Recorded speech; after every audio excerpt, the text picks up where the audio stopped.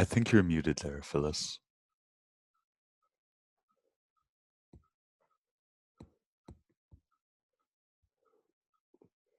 Yes, Phyllis, if you unmute yourself, that would be great.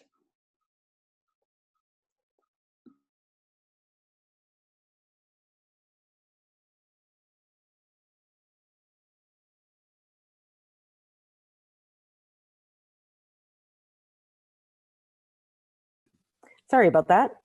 Is that good? Okay, so Tracy, okay. So welcome and thank you for joining me this morning. I understand that you've had a presentation from OTF earlier, and I was just listening into the end part. So I will clarify some of the things that were discussed earlier this morning. At all ETFO sponsored events, we start by reading the land acknowledgement statement. So in the spirit of truth and reconciliation, the Elementary Teachers Federation of Ontario acknowledges that we are gathered today on the customary and traditional lands of the Indigenous people of this territory. At all ETFO sponsored events, we do read an ETFO human rights statement. And while I read this statement, and please take a look at it, I want you to think about the words that are in this statement. The Elementary Teachers Federation of Ontario is committed to providing an environment for members that is free from harassment and discrimination at all provincial and local sponsored activities, fostering the goodwill and trust necessary to protect the rights of all individuals within the organization, neither tolerating nor condoning behavior that undermines the dignity or self-esteem of individuals or the integrity of relationships, and promoting mutual respect, understanding, and cooperation as the basis of interaction among all members. Harassment and discrimination on the basis of a prohibited ground or violations of the Ontario Human Rights Code and are illegal. The Elementary Teachers Federation of Ontario will not tolerate any form of harassment or discrimination as defined by the Ontario Human Rights Code at provincial or local federation not sponsored activities. So when we look at the words in this statement, free from harassment, discrimination, fostering goodwill, trust, protecting the rights of all individuals, neither tolerating and condoning behavior that undermines the dignity or self-esteem of individuals or the integrity of relationships, promoting mutual respect, cooperation, understanding. All of these things are things that we need to think about when we enter teaching, when we're working in a school environment, and when we're working with others.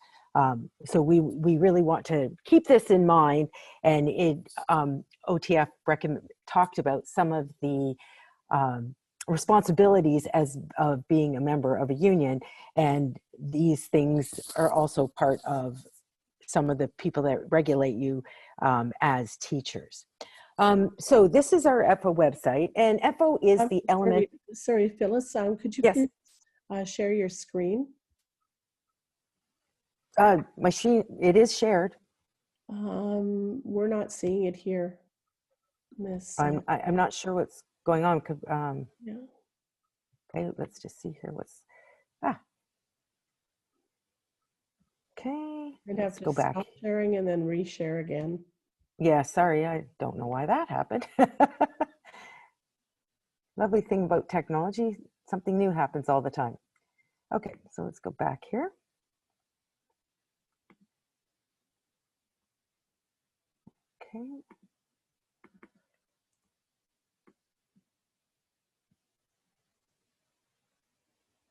Okay. Okay, is that good? Yes, now we can definitely see it, yeah. Oh, excellent. Okay, so that was the land acknowledgement statement that I read, and this is our ETFO human rights statement. This is our ETFO website. So ETFO stands for the Elementary Teachers Federation of Ontario, and ETFO represents members that are employed by a public school in the province of Ontario. So this is our website, and on this website, I'm going to refer to a number of resources this morning. And when you go to our website, if you click on this section, supporting members and local leaders, and I will bring those to your attention as we go through the presentation. There are a number of resources that you can access that do talk about your professional responsibilities, your rights, your professional obligations, and various ways that you can protect yourself. The purpose of this presentation today is to talk about professional boundaries and what some of your rights and responsibilities are as teachers, as members of a union, and I will discuss some other organizations that you have responsibilities to.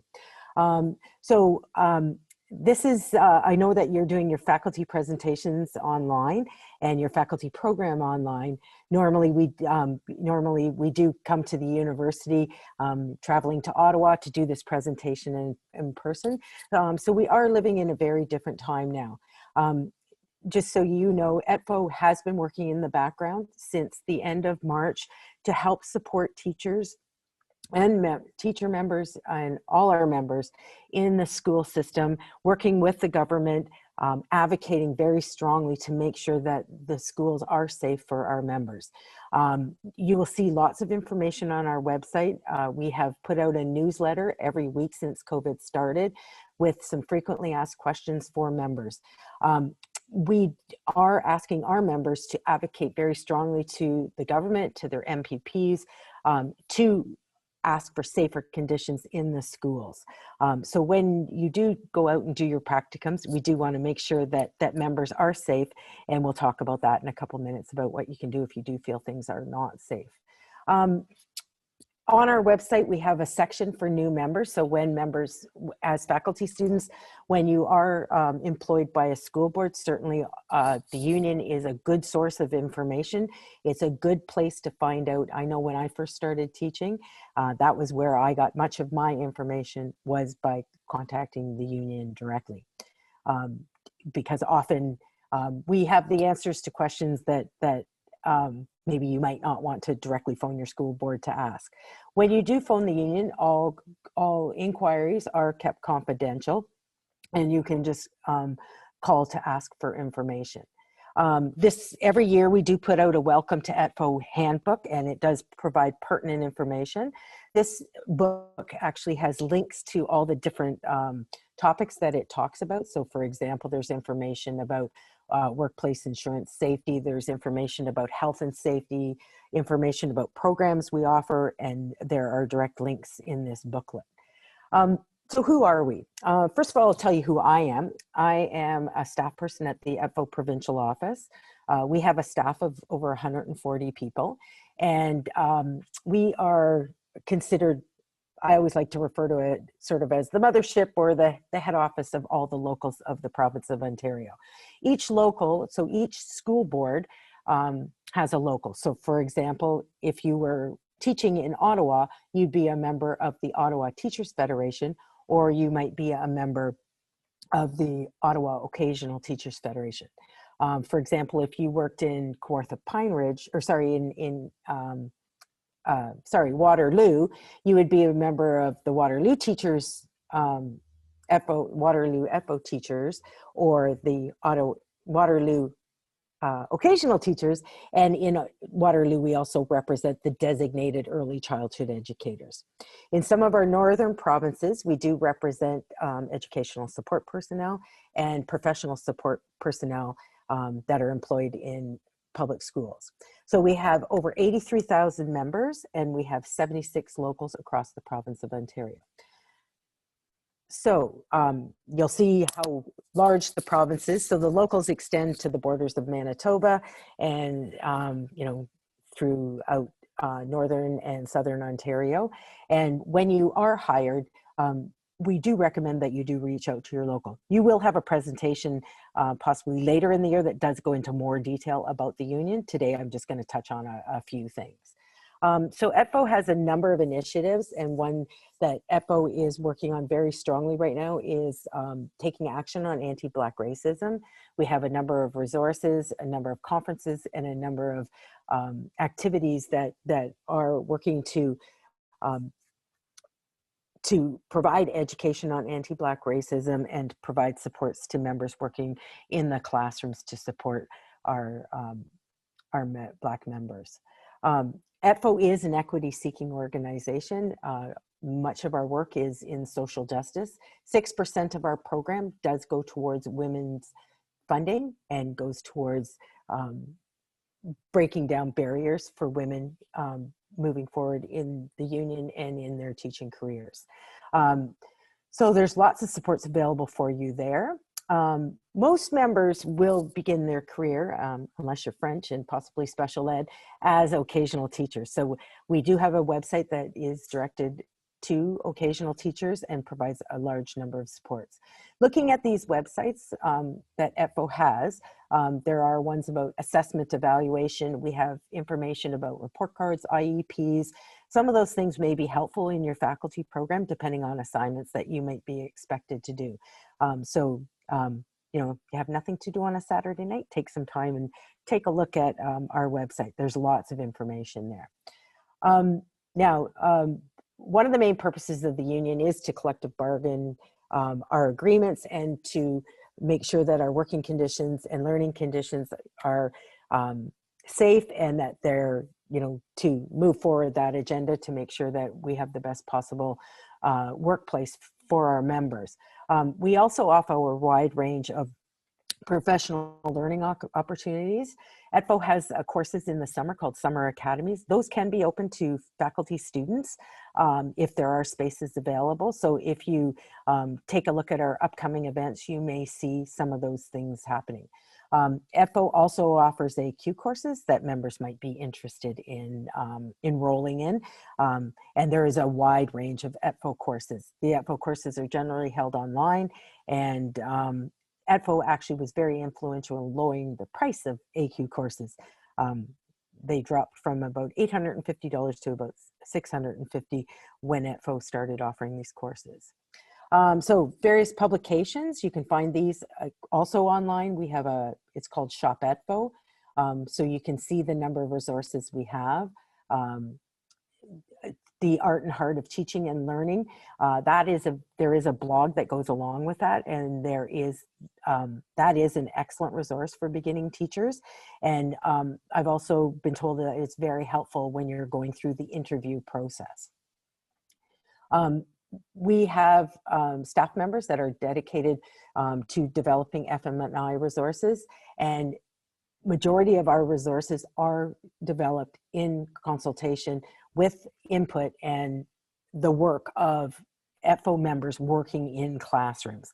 So it is the voice of the classroom teacher that helps create these resources. So now we're going to get to the sort of the crux of our presentation. And basically, I'm from a department called Professional Relations Services.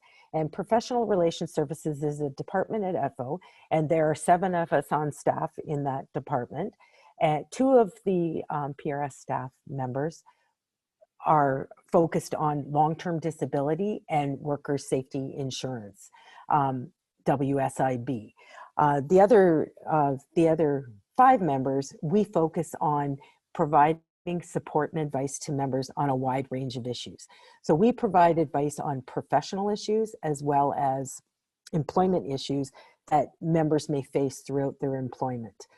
So it could be different examples, could be difficulties with students, staff, parents, or administrators.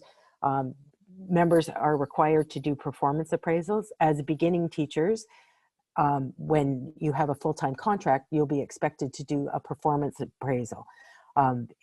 There's a program called NTIP, and during your first year of teaching, you're required to get 2 satisfactory performance appraisals.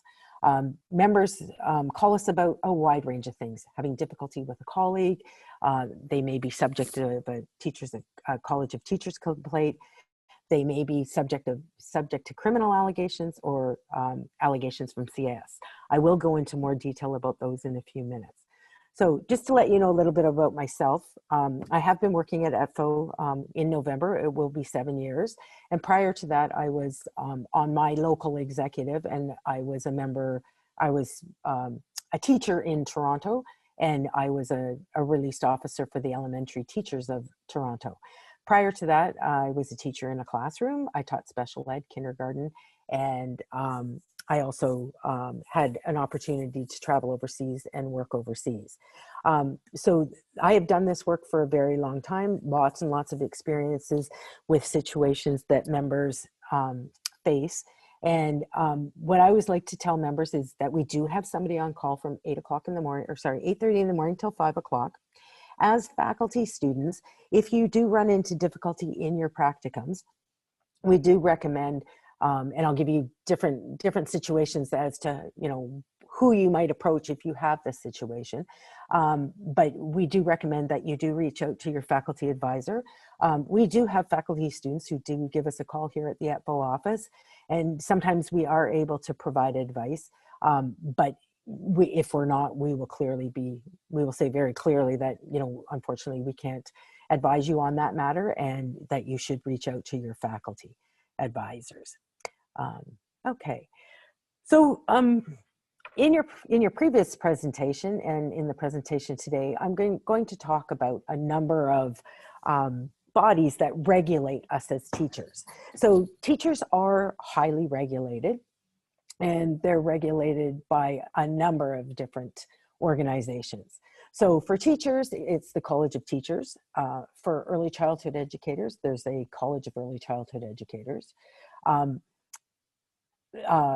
much of your practice is governed by the Ontario College of Teachers. And you will, I think you do have a presentation from the college. So we have parents and students, and I think the person from OTF, you know, said that, you know, students are at the core of everything we do, and students and their families are, you know, it's very, very important to develop positive relationships with parents and their families, parents, guardians, families of students. That helps to make your experience with teaching a much more positive one. You have some responsibilities to the Federation. We also have the Education Act, and there's also the the Occupational Health and Safety Act, Children's Aid Society.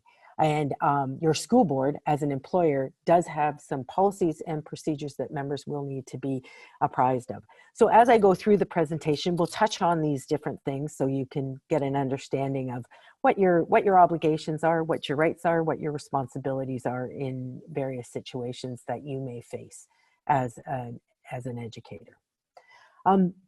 So one of the things that I do, the first one is the Occupational Health and Safety Act. So as student teachers going into placements in schools across the province of Ontario, you are a worker under the Occupational Health and Safety Act.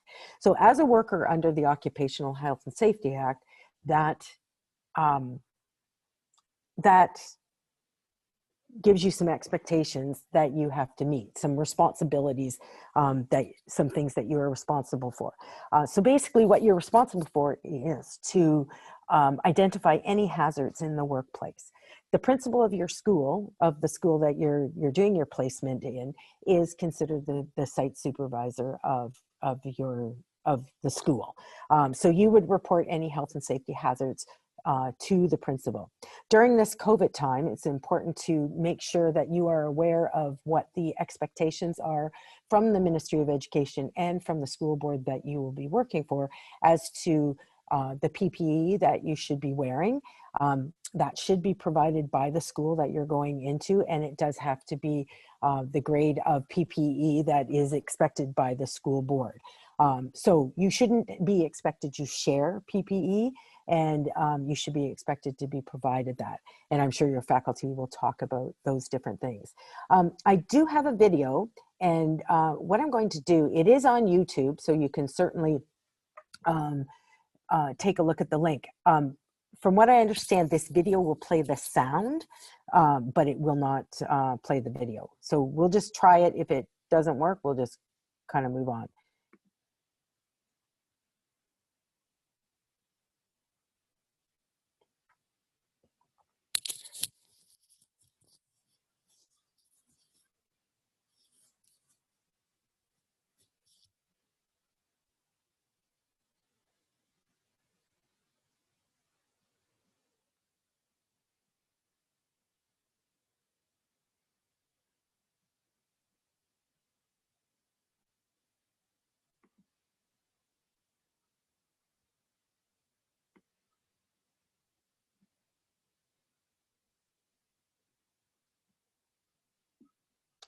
It seems to be stuck, Phyllis. Okay. Okay. Sorry, we'll. Okay. So what I'll do is I'll post the video in the chat when we're done. I'm seeing people asking to do that. Okay, so sorry. I'm just gonna.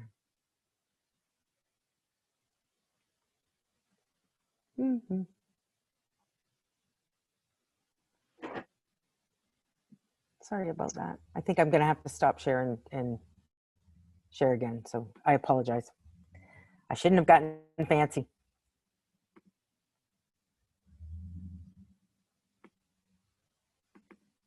Okay.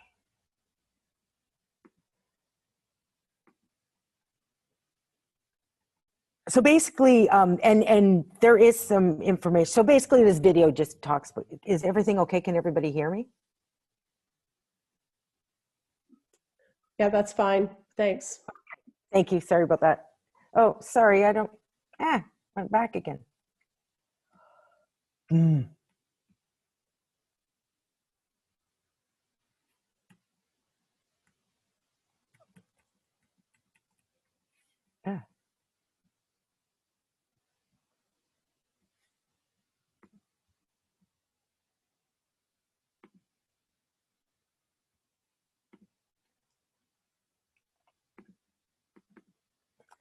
Okay. Is that, can everybody see that?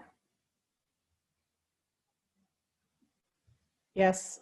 Okay, sorry about that. Okay, so I'm not going to go into detail about these slides. Basically, it's just information about violence in the workplace, and just understanding that, you know, you don't go to a placement to be kicked, hit, punched, or you know, spit on, those types of things. And it is important to make sure that you are reporting those types of situations to your site supervisor or anything that you're seeing in your school that's unsafe. Okay, so we're just gonna skip through these quickly. Okay, so we are gonna start talking about our role as educators. And as educators in the province of Ontario, and probably most places in the world, educators and teachers are held to a higher standard. Our main role is the protection of students. We want to make sure that students are safe and cared for in our school setting. And school boards, the college, the Ministry of Education, parents will look at your conduct both at home and at work. And we will talk about that a little bit more.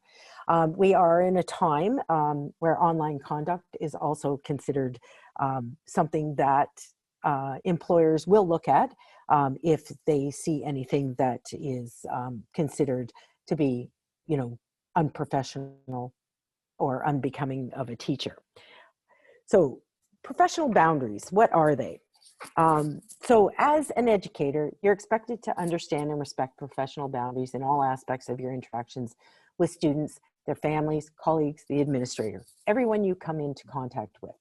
And your professional persona is also looked at whether you're at school or whether you're at home on the weekend. So we always have to think about that. And that is something that I know members and teachers do, faculty, students do find very difficult to understand. Recently, I was looking at, I follow a lot of different groups on Facebook, and there was a member who was joking around about, so we thought she was joking around. When you looked at the chat, she was joking around about working remotely and drinking alcohol while she was working remotely. And somebody made a comment to her that, you know, thinking she was joking, and her response back was, well, I can do what I want to do. I'm in my own home. I'm, you know, that's up to me what I do. And I so wanted to just reply to that person to say, that's not actually the case. If someone from her school board or the College of Teachers saw those comments, that could be something that could be considered as a College of Teachers complaint. So members do have to be very careful about posting opinions and posting various things on various chat rooms, and you have to be very wary of what you're saying and who is going to see it, because it could lead to a place of difficulty. Now, in this presentation today, I am including interactions that you may have. It's possible through your placements, you may be required to do some distance learning. So we will touch upon some of the things that may help and support you during that situation. As you know, school boards across Ontario, parents and students had the option to determine whether or not they wanted to go to face-to-face in the classroom, or whether they wanted to do distance learning. So in many areas, and in many areas of the city, people did, many areas of the province, people did opt to go for online learning. Okay, so when we think about professional boundaries, really professional boundaries set limits on a whole wide range of things that we do. So it's basically how you communicate, what you are communicating, when you are communicating. We always have to think about, for example, especially as a beginning teacher, I know we often want to be very available for our families and for our children, but we have to think about when we are communicating. In essence, we have to set office hours. If parents were to receive an email late at night, that could call into question why that is happening. If a student were communicated to by email late at night. So using features, I know Google now has a feature where you can actually time when you're sending your email. So you want to think about those types of things. How you behave and how you appear. School boards don't have the right to tell you how to dress or what you do wear to work, but you do want to think about that. Often it's a good idea to follow the rules and regulations that the children have to adhere to. So for example, if the rule in the school is that children aren't wearing hats in the classroom, it would be a good idea to mirror that behavior. Professional boundaries encompass how you manage your students, the comments that you might make, and the behavior towards your students. Making sure that we're not speaking too casually to students, that we're speaking in a professional manner and we're behaving in a professional manner. And we always have to think about the purpose of our communication and the purpose of any interaction we have with students. So interactions with students should be friendly and professional, and we have to understand that we are the child's teacher, we aren't the child's friend. So whenever you think about communicating, what I always recommend is reflecting on, how does this relate to school? How does this relate to the curriculum? How does it relate to what I'm teaching in my classroom at this present time? So always thinking about those things when you're thinking about your limits on boundaries. In rare instances, teachers have been found in situations where they might be subject of a criminal case, a civil case, or possibly a College of Teachers case. So I just want you to take a look at this, and I'll just read it out to you. Teachers are inextricably linked to the integrity of the school system.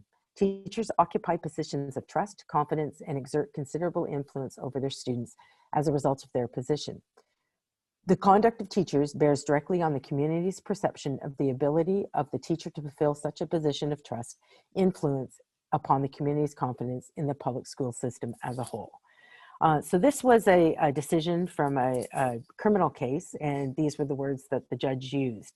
And the College of Teachers, when we, as part of my job, we have the opportunity to support members in a college hearing. And the college will talk about that trust, that influence, that confidence that the community has on teachers as a whole. So it's a pretty tall order, and it is something that we have to think about at all times. There are rare occasions where that trust has been misplaced, and I'm sure many of you have seen articles in the newspaper when that does happen. So understanding the seriousness of our role and the trust that is placed in us. Teachers do tend to be when they look at professions, one of the highest rated as far as trust goes. This next one, it's quite apparent that teachers hold a special role in the life of young children. In our society, the role of a teacher is second in importance only to a parent. I dare say that a parent views the teacher as being in his or her place while the child is away from the control of the parent. When I read that, what I want people to understand and what I want you to think about is we have to understand that we're not the parent and we can't take on the role of a parent. When we think about the school day, teachers probably spend more time with the students than parents do, because of because of work and childcare and all kinds of different things that happen in families' lives. But we do have to remember to think about what our role is as a teacher, and that as a teacher, we are there to be a professional and not to be overly friendly with our students. So this is still in the Education Act. And I'm just wondering if anybody has any comments about this. So take a look at it.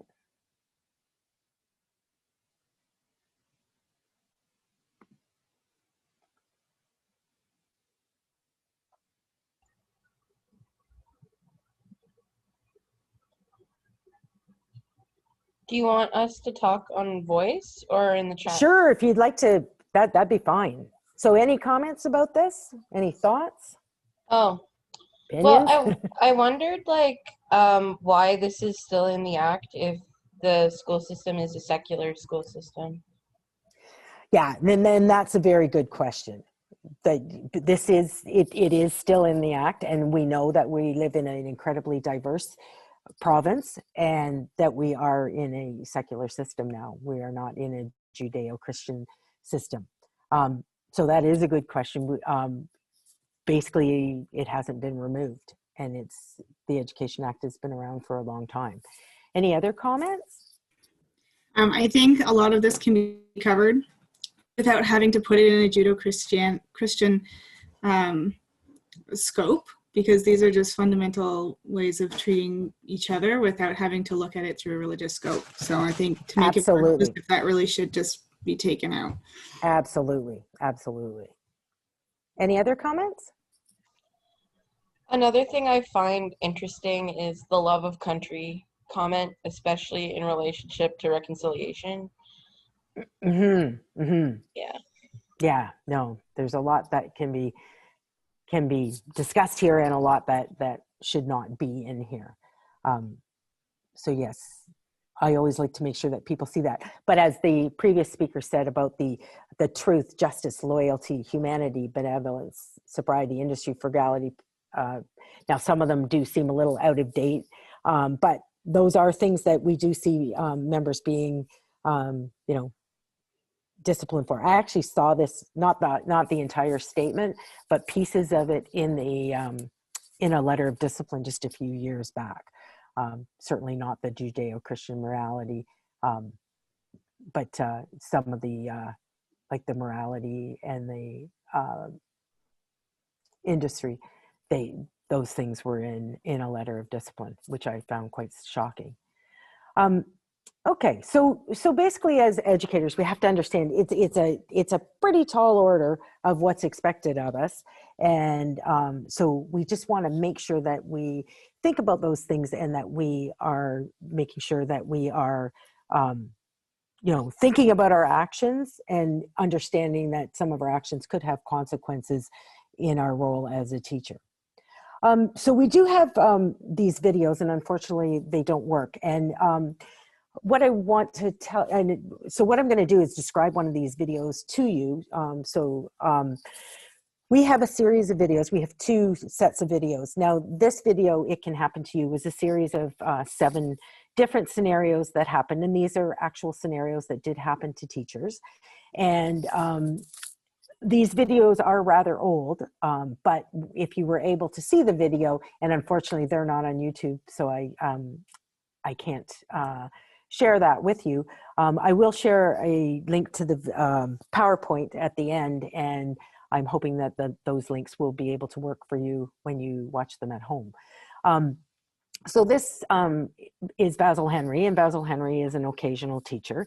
And Basil was doing occasional teaching work in a school, and there was an allegation made that he took a child by the arm, dragged her off her chair, and dragged her out of the classroom. So during the allegation, Basil Henry was sent home while an investigation took place, and Basil was reported to the Children's Aid Society. So once the Children's Aid Society, they did an investigation, and it turned out in this particular situation, which isn't the case in all situations, it turned out that the child did make the story up and that she did lie about the situation. So when Basil returned to school, he was able, in his situation, he was able to have an opportunity to sit down with the principal and the student did admit that she had made the story up. Basically, Basil had to go through that experience. We do have, in the department I work in, the professional relations services, the phone calls that we do get are from members who are facing CAS allegations.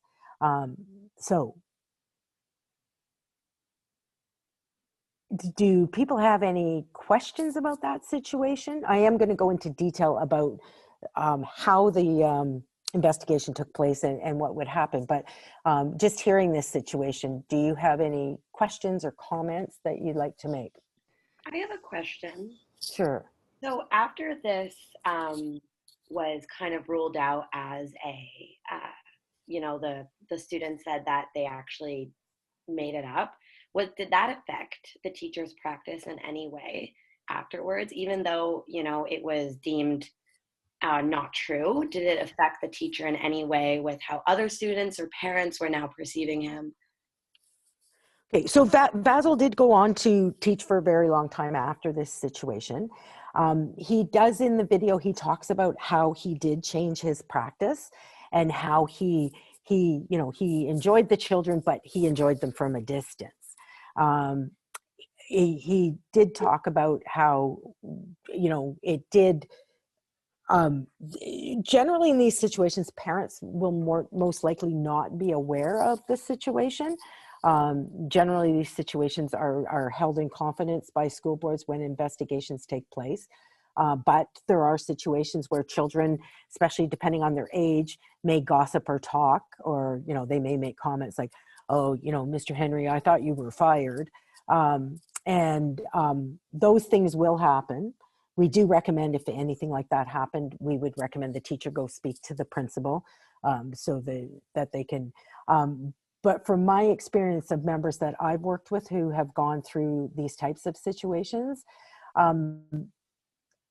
I think there's an apprehension when they first go back to work, and many people do go back to work and go back to work in the same situation. But there are conversations that take place with the union and the teacher and the school board to talk about, how can they be safe in this situation. And the unfortunate part with teaching now is this, unfortunately, is one of those workplace hazards, really, if you think about it, because we're going to talk, that's what we're talking about today, is ways that you can protect yourself as a teacher to not get into a situation like this. I just have a comment. Sure. So what I've learned so far in teacher college is that we focus a lot on the students' well-being, but I feel like in this situation, what about Basil's well-being, Like what resources were offered to him for like counseling or because I'm sure it's affected him as well. Absolutely. And what I'll do is I'll go through how we do an investigation. But the FO professional relations staff, when a member faces an allegation, they have several layers of support. So the one level of support is through their local office. So let's say, for example, Basil worked in Ottawa. So he would more than likely contact his Ottawa vice presidents. There's a whole series of vice presidents there that support members, and he would talk to that person, and that person would explain to him, what's going to happen, and ask Basil to get in touch with ETFO provincial office.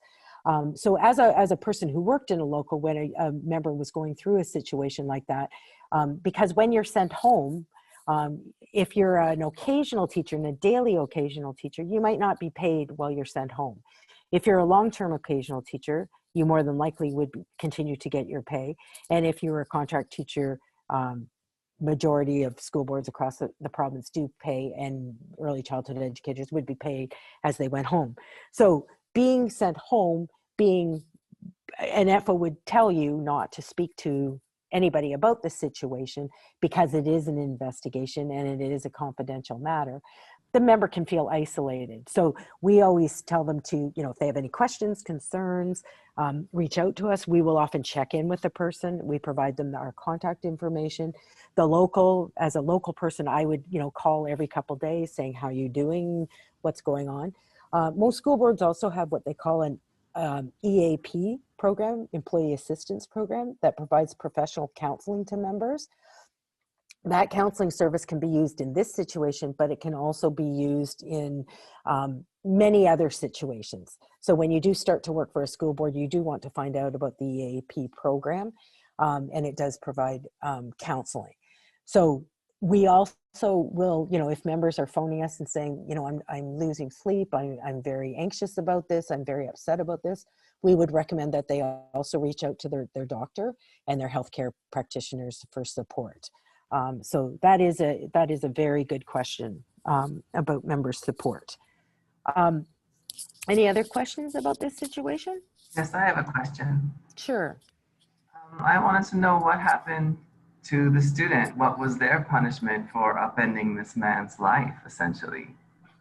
Well, the difficulty is we don't always know what's going to happen in a situation with a student. So in this situation, and I've had several situations where there's an opportunity for the member to sit down with maybe the parents, the student, the principal, to have a conversation, to have a restorative conversation, to move things forward and to talk about what happened. But that depends on a large number of things. It depends on how the member feels about that.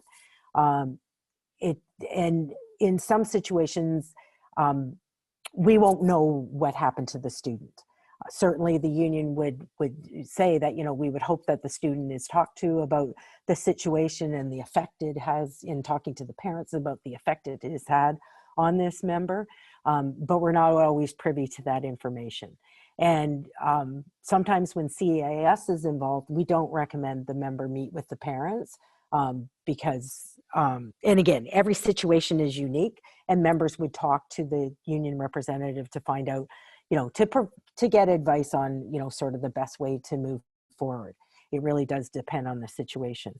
But yeah, we don't always know what will happen to a student.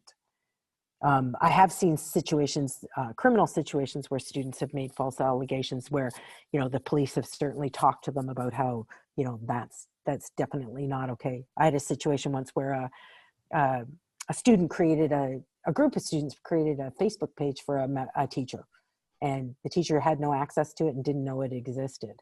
And in that case, the police actually did go to their homes and spoke to the parents and spoke to the children about the seriousness of what they were doing. And that often police won't do that because they don't really have any purview or, over the situations like that. Okay, I have anything a else? question and comment. Sure. So first of all, thank you so much for presenting this and making all of us aware, because this is imperative and very essential for us to know. My question is that in situations like this, as you have shared with Vasil Henry, how much interference, for lack of a better word, or involvement is from the school management? And the second, I just want to comment, rather thinking out loud over here, is that since, even though you have said that there's discretion and Vasil's identity was probably kept from the parents and hopefully even from students, that what exactly is going on while the investigation was active, I can't help but wonder, like, even though the case was dismissed and he was I'm missing a word over here, as in, like, he was not guilty of the accusation, his name is still being used for the incident and not the name of the student. So as a teacher in training, it just helps me be worried about like what are the repercussions of false accusations. Like this man, if this is his real name, he will be identified in the community with his full name as well as a picture being posted, and we knowing about it. Well, he volunteered to be in the video, so Okay. yeah, like he agreed to be interviewed about the situation that he went through. Okay. Okay. Right. So I wouldn't, we would never take a picture of someone and say, oh, well, this is what, or tell stories about what happened with individual cases. Right. I wasn't insinuating that. I was just thinking out loud. So yeah, no, he volunteered to do that. So, and you asked about so say for the school board's role in it.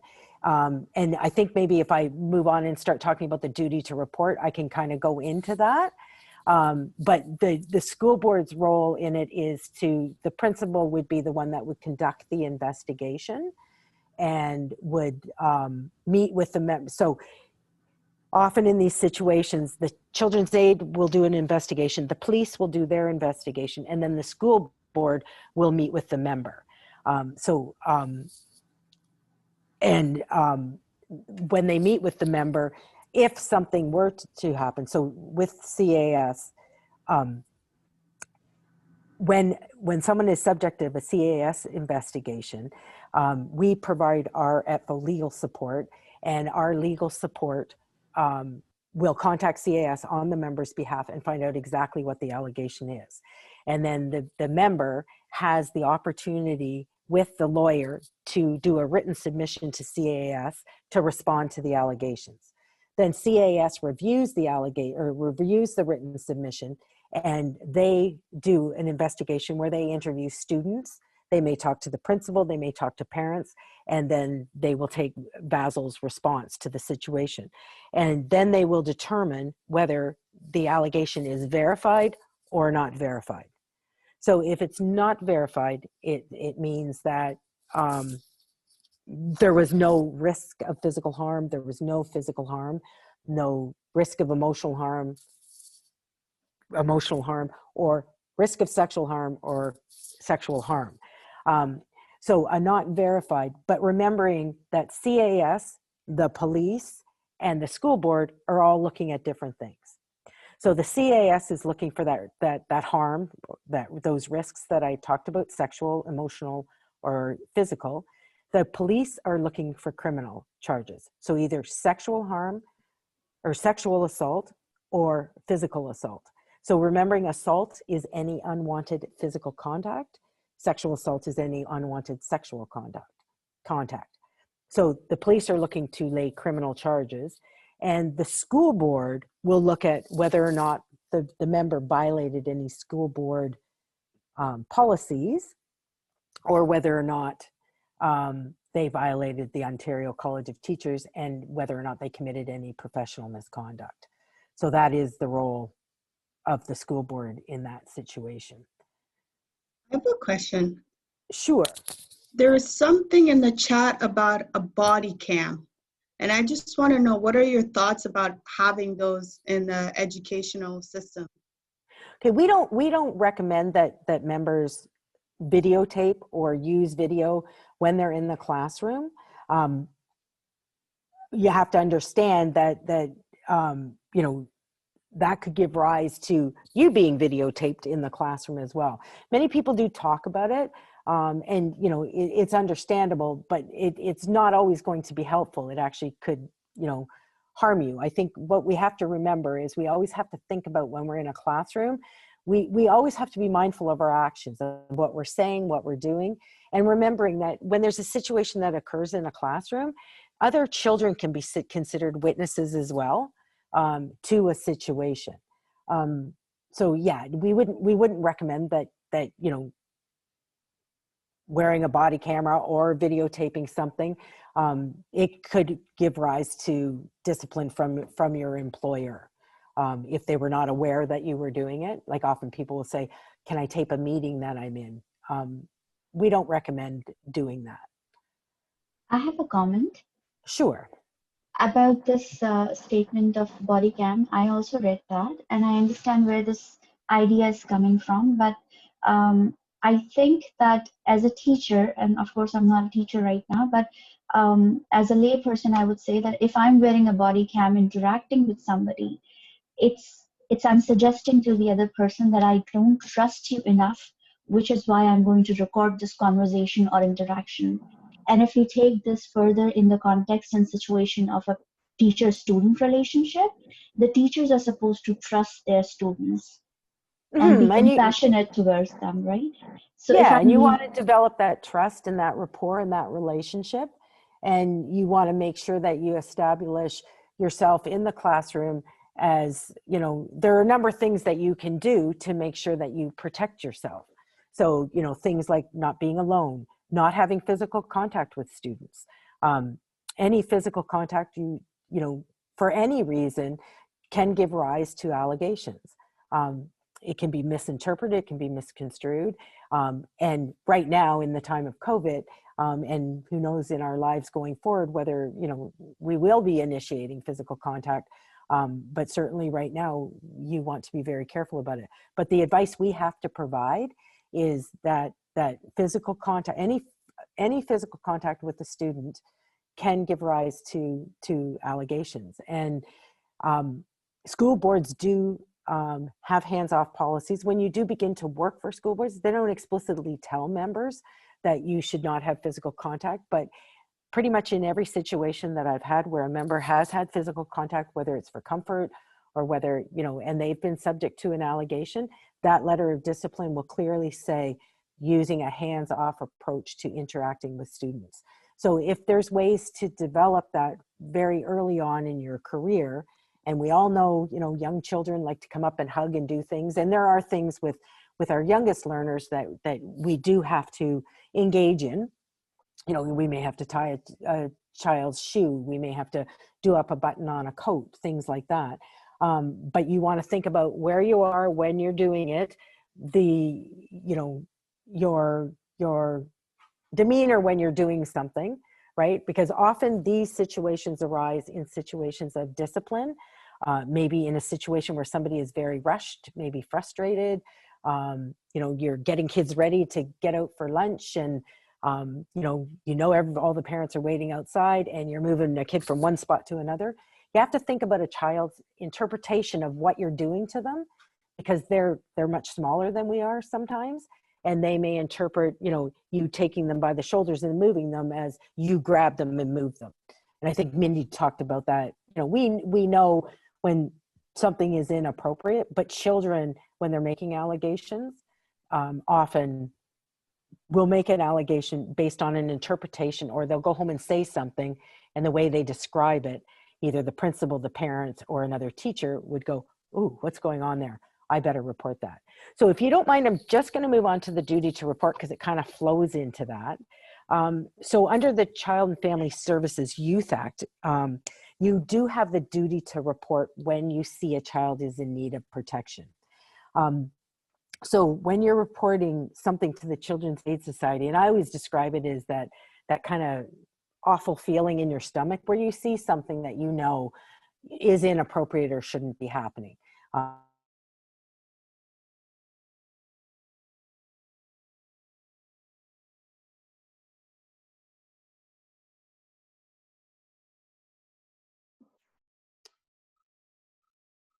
Phyllis, can you join us again? I think you've frozen. I can see you, Phyllis, but I can't hear you. You're muted again. There we go. Am I?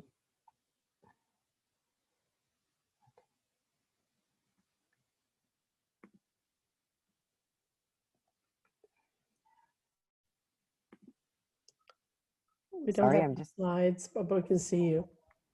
there we go. Do we have slides again? Yes. Okay, sorry, I don't know. I'm actually in our office in downtown Toronto, so I have no idea why this is freezing. But okay, so we do have that duty to report, and that duty to report is immediate. I basically, if a child discloses something to you, we don't have the ability to investigate the situation. And your call can be to your principal or to someone in the school to say, can you supervise my class? I need to make a call to Children's Aid Society. So it is important. Certainly you can let your principal know about the situation, but always remember that you should be calling before you're having the conversations about what's going on. With your administrator, because there might be situations, and I know I've been in situations where maybe I've been, like, I had a situation where I did let my principal know, and I assumed she would be the one making the call. Later that day, I was talking to my union representative and told them, and they said, no, you need to make the call, and you should have made the call before the child went home. So you know, often we're busy as teachers and we might make the call at the end of the day. We have to be careful about that because the child could be going back into an unsafe situation. So I'm not going to go through all the written stuff here because you'll have an opportunity to take a look at it because you'll get a copy of the presentation. Okay, let's see. I have a question about that. Can I ask Sure, it? sure. So I did some volunteering for the Ottawa School Board, and we also had to sign the duty to report thing. So what we learned in volunteering is that even if you suspect there is abuse, you have to report it. So, and they said they don't even have to come to you and tell you, but you could like witness like bruises or something like that. Absolutely, absolutely. You're absolutely correct. So I had a question, like what are signs that a child is being abused when you should make the call? I'm going to just intervene here.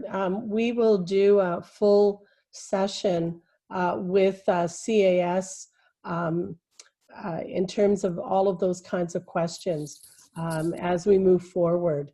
So I know we're cognizant of time.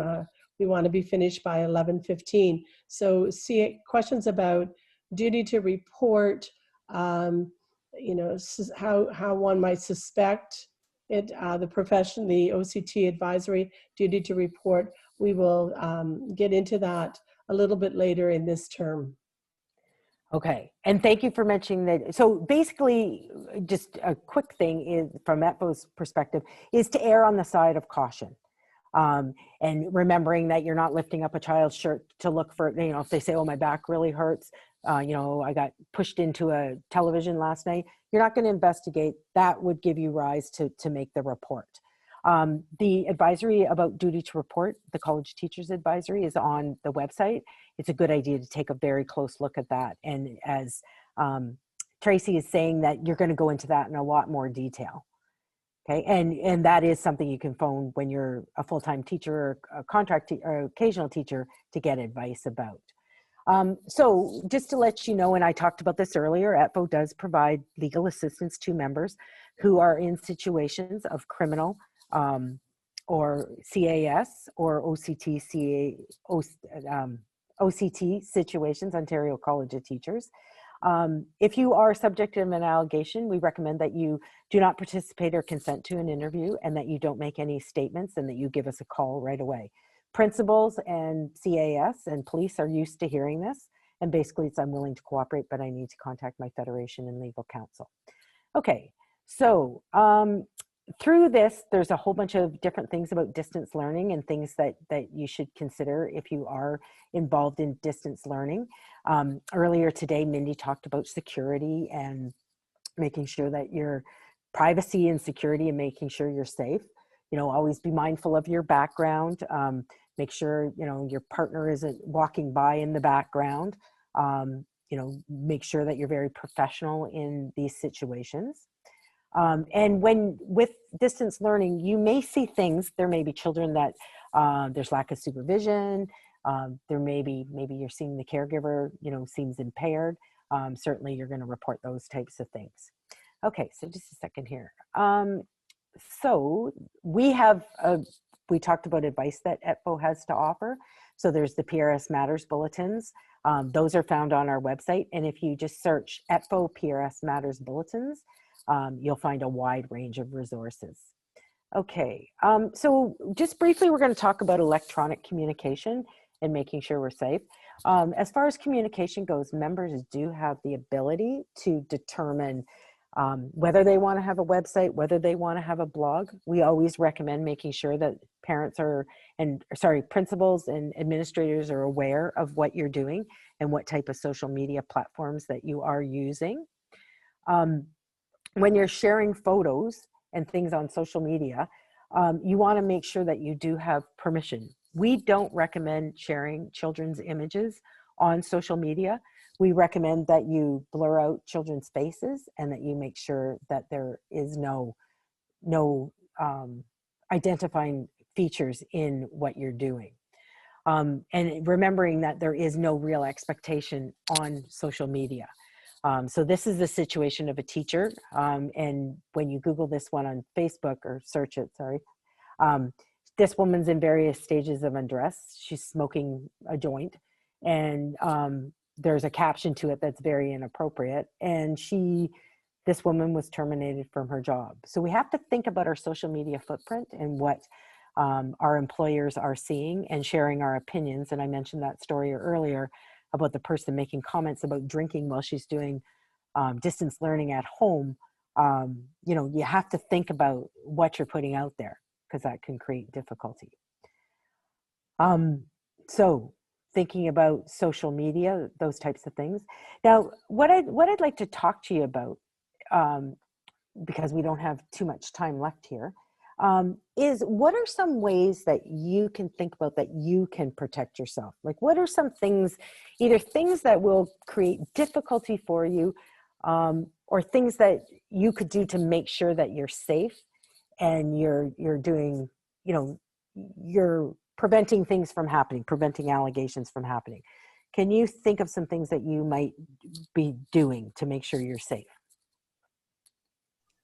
I think one of the main things is a clear line of communication with the students so that they understand that the relationship is a really professional one, that you're not, their buddy or their friend and you're going to go, play or hang out after school or those kinds of things. Absolutely. Absolutely. And thinking about the type of language you use, some people think, let's speak casually to kind of get them on board and, so we're on the same level.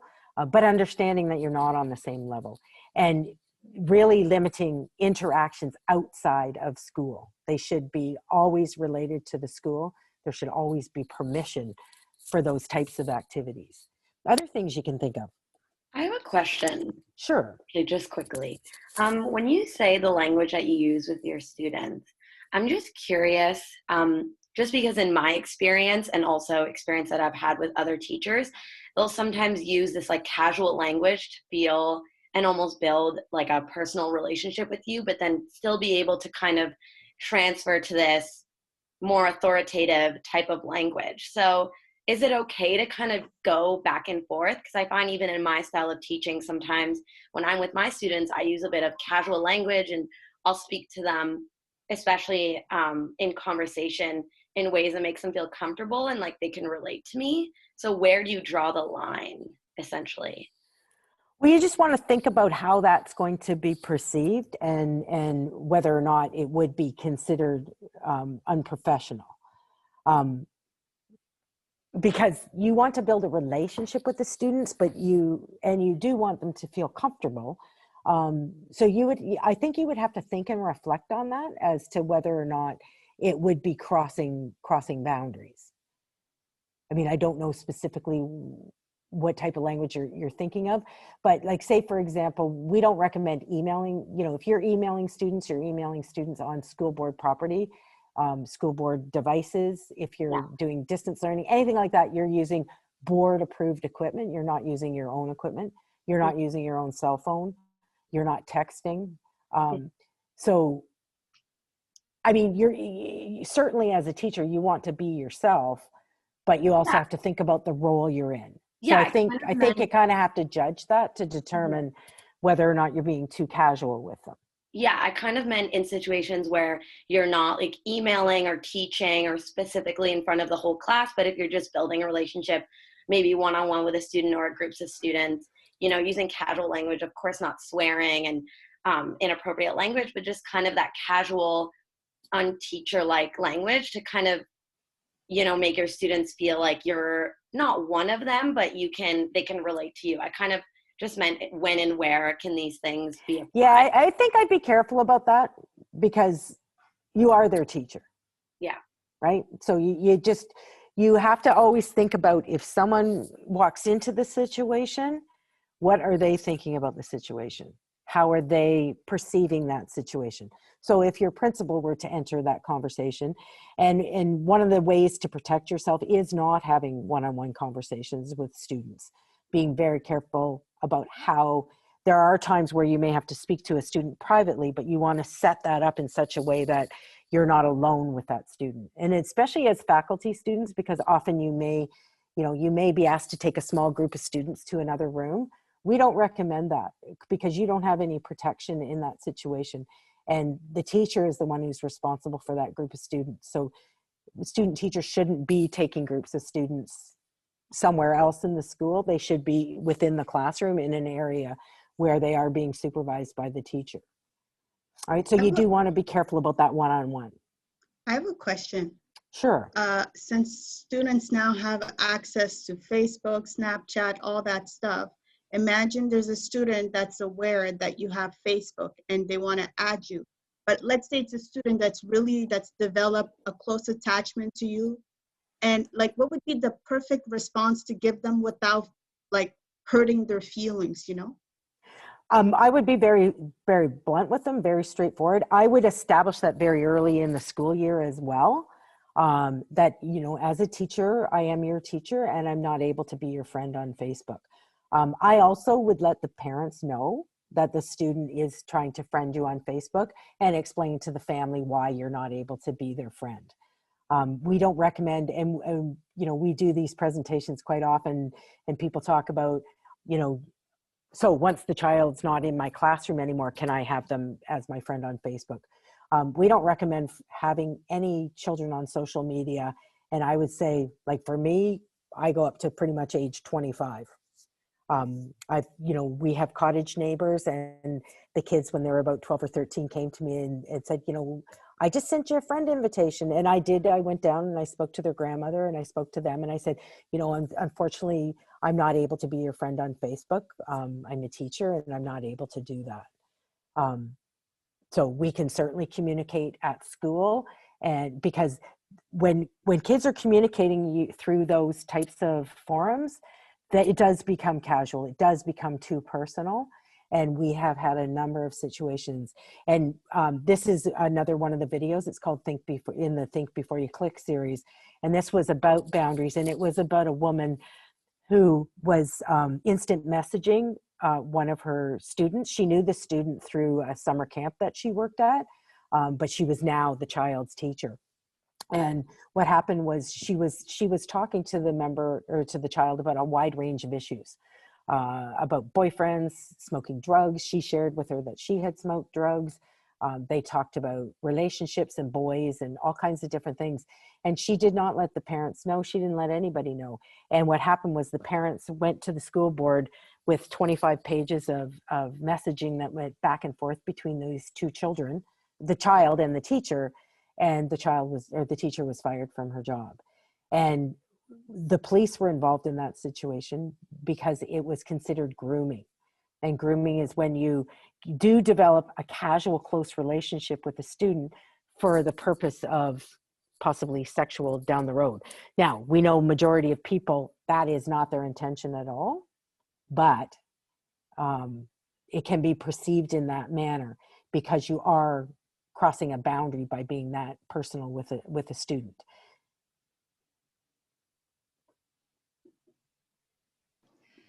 Hi, can I ask a question about the moral and religious obligations that you had put up earlier? How was that used in discipline? But I guess my point is, what do we need to be concerned about from that very arcane obligation that's still in the legislation in terms of our own practices as teachers? what I've recommend is that you review the College of Teachers, you know, the advisories. There's a couple that I've recommended.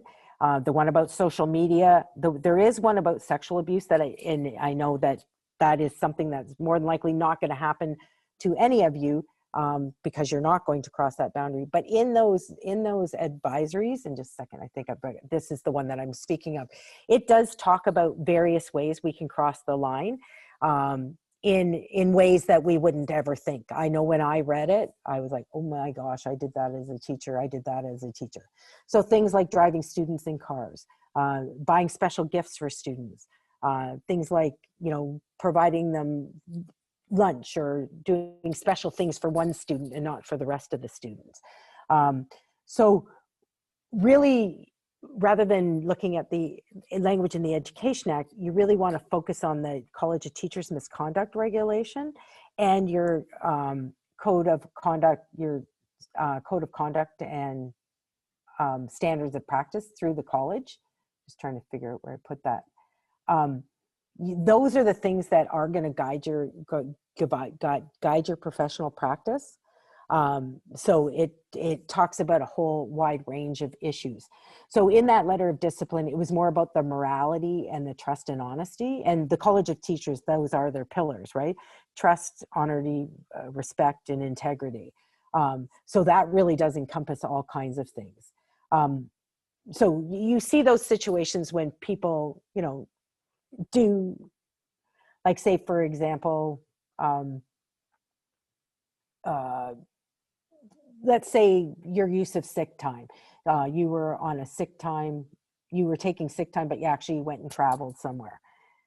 So that would be considered professional misconduct, because it is considered fraud, right? So you really have to think about all aspects of your job and, you know, different ways to protect yourself. So take a look at the advisories that I recommend in here and the College of Teachers Misconduct Regulation. And when the college comes, they will talk more about those types of things. And understanding that complaints can be made by parents. They can be made by your school board. And like, really the bottom line is always reflecting on your practice and working not to cross the line. Now, I understand you do have a course or another class. I will stay on here if people do have other questions. I will send Tracy the link to the presentation. There's a lot of detail in the presentation. There's a lot of information about, you know, things like, you know, making sure you're reflecting on your practice at all times and thinking about your interactions with students, making sure they're positive. And in the presentation, I do recommend a number of resources that you can take a look at that will provide you more information. I want to thank you, Phyllis, very much for the incredible, informative, and actually thought-provoking presentation today. You know, navigating who we are as teachers is something that takes time, it takes consideration. Dwayne had a couple of really good nuggets of advice that it really isn't about, you know, my own particular view or opinion. It's about the fact that we as teachers are held to a standard that is different than other members of the profession, not the profession, but of society, any other workers. And understanding that is helpful. I'm hoping that some of the questions that I got with regards to uncertified supply might be answered by this in terms of the risks that is taken when you are working, asked to work in a situation where you have no protection from the university, the federations, and the inherent risks that could come in terms of your ability to continue in their teacher education program, as well as your ability to be certified eventually by OCT. If you have any questions about that, please do not hesitate to reach out. As Phyllis said, we'll put all of these resources available. Your 3150 profs will take advantage of your questions and be able to answer some of your questions. You'll continue to learn about this, the professional responsibilities of being a teacher over this year and how it applies to your practicum situations. So thank you again, all of you, for being here. And as Phyllis said, both herself, myself, and probably Dwayne will be here to be able to answer questions if you have any.